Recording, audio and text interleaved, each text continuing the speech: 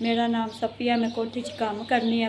पिछे मेरे बाल में बंदा मेरा नशा करता 8-10 साल तो छड़ गया, पाँव तो आया ही नहीं है। मैं खुद कोठियां च काम करके ते बच्चे पाल रही हूँ। वड्डी धी विआही उन्हें सहुरिया ने तलाक दे दी, वो बड़ी बीमार रहिंदी हैगी तो उन्हें मैंने को 10-20 भी कहता रात 8-10 बजे तक मैं काम करके आते बच्चे पाल रही हूँ। रोज़े ने तो काम नहीं हुंदा हैगा ते बड़ी मुश्किल करीदा काम जी।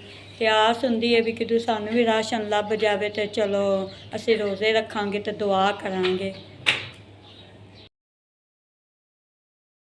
ਵੱਡੀਆਂ ਧੀਆਂ ਵਿਆਹ ਲਈਆਂ ਨੇ ਤੇ 2 ਛੋਟੀਆਂ ਨੇ ਤੇ ਇਹਨਾਂ ਨੂੰ ਮੈਂ ਬੜੀ ਔਖੀ ਹੋ ਤੇ ਪੜ੍ਹਾ ਰਹੀ, ਜੋ ਕਮਾਨੀਆਂ ਫੀਸਾਂ ਦੇ ਦਿੰਦੀ ਹਾਂ ਤੇ ਇਹਨਾਂ ਨੂੰ ਕਹਿੰਦੀ ਨਾ ਸਕੂਲ ਛੱਡ ਦੇ ਤੇ ਰੋਂਦੀਆਂ ਨੇ, ਕਹਿੰਦੀਆਂ ਨੇ ਮੰਮਾ ਅਸੀਂ ਪੜ੍ਹਨਾ ਜਿਵੇਂ ਮਰਜ਼ੀ ਸਾਨੂੰ ਪੜ੍ਹਾ, ਅਸੀਂ ਪੜ੍ਹਾਈ ਕਰਨੀ।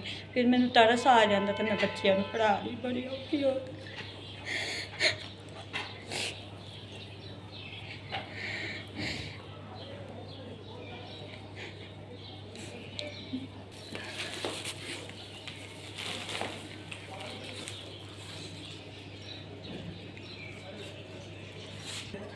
ਤੁਹਾਡੇ ਲਈ ਮੈਨੂੰ ਰਾਸ਼ਨ ਮਿਲਿਆ, ਅੱਲਾ ਪਾਕ ਤੁਹਾਨੂੰ ਸਿਹਤ ਦੇਵੇ ਤੇ ਅੱਲਾ ਤਾਲਾ ਤੁਹਾਡੇ ਘਰ 'ਚ ਰਹਿਮਤਾਂ ਕਰੇ ਤੇ ਅੱਲਾ ਪਾਕ ਤੁਹਾਨੂੰ ਇੰਨਾ ਕੁ ਦੇਵੇ ਵੀ ਇਦੋਂ ਜ਼ਿਆਦਾ ਆਵਾਮ ਨੂੰ ਦੋ ਤੇ ਦੁਆਵਾਂ ਤੁਹਾਨੂੰ ਦੇਈਏ ਤੇ ਅੱਲਾ ਪਾਕ ਤੁਹਾਨੂੰ ਸਿਹਤ ਦੇ, ਬੱਚੇ ਰੋਜ਼ੇ ਰੱਖਣਗੇ ਤੇ ਦੁਆਵਾਂ ਦੇਵਾਂਗੇ।